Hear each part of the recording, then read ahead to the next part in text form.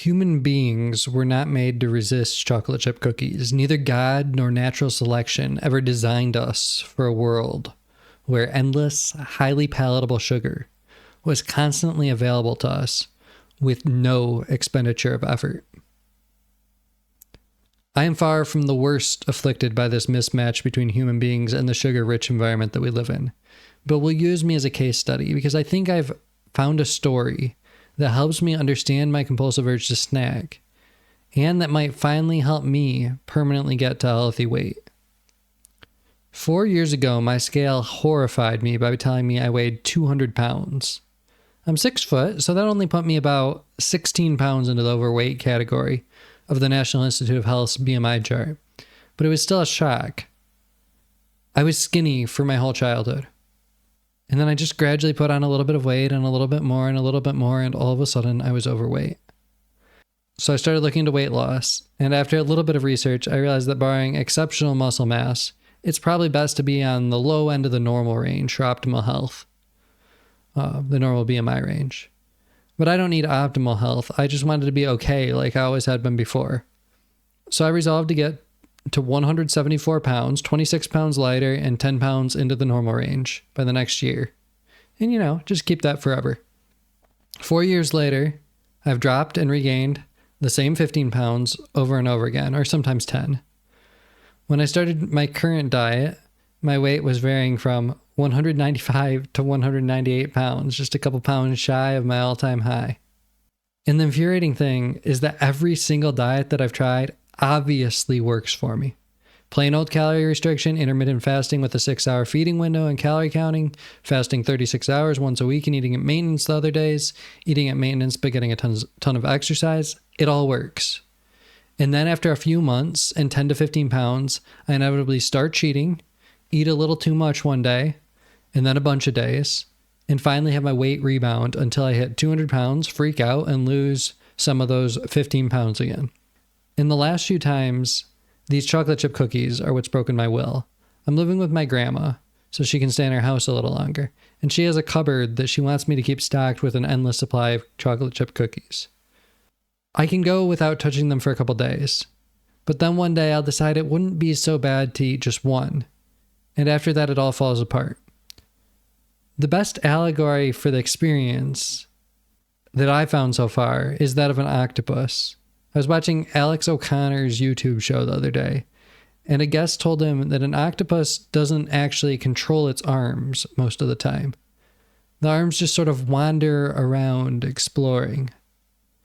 And then the octopus occasionally asserts its will over its arm. Once my subconscious realizes that there's good food in that cabinet that takes no energy to eat, it takes me wandering back there over and over. Sometimes I catch myself midway to the cupboard, reassert control, and eat something healthy or nothing at all. Sometimes I open the container and close it without eating a crumb. Sometimes I catch myself with it already in my hand and self-consciously give in. But other times I don't even think about what I'm doing until the cookie is in my mouth. It's the single starkest reminder I've ever had that I'm not really in control of myself. There's a deeper programming at play. There's an older, unconscious forager walking to the cookies. Now, my conscious mind has dominion and control over the first time that I eat something. I wouldn't be walking to the cookie cabinet if I wasn't familiar with it. And I assume that when we were hunter-gatherers, it was rather important to be wary when you found a potential food source. You don't just start gorging on the first berries you see. They could be poisonous, or there could be predators or territorial animals in the area, or the berries could be claimed by someone else. So eating something for the first time, or even the first time in a while, is a conscious decision. But once we know it's safe, we wouldn't want to have to make a conscious decision every time. When you want a few berries, you would just wander over and eat them. And your mind would be free to focus on more vital priorities. You wouldn't have to decide each time whether to eat the berries again. The decision would have already been made. You'd have taught your unconscious that the berries are safe. If you only eat when you made a conscious thought-out decision that you needed to eat, you would either lose out on potentially vital calories or waste a lot of time thinking about whether or not to eat food. But cookies aren't berries. They're always there. and they're sweeter than berries, and they pack in a whole lot more calories than berries. And I'm not as active as a hunter-gatherer, so they will give me obesity or diabetes or cancer or Alzheimer's or any of the other various problems that come with constantly gorging on delicious treats. So the question is, what can I do? How do I keep my unconscious from walking me over to the metaphorical cookie cupboard over and over and over until I am dead? Well, the easiest solution I can think of would be just not to have anything like that in the house. As far as I can tell, I've never made an unconscious decision to go to the car, drive to the store, walk down the aisle, buy cookies, go to my car, and then gorge. I also don't go to the ice cream restaurant down the street every day, even though I like ice cream a whole lot more than these cookies. So if there isn't anything in roaming range, I think I'd be safe. That said, I'm not going to stop buying the cookies. I'm going to keep buying more because I'm not going to deprive my 85-year-old grandma of some of the sweetest things in her life because I'm too weak to restrain myself.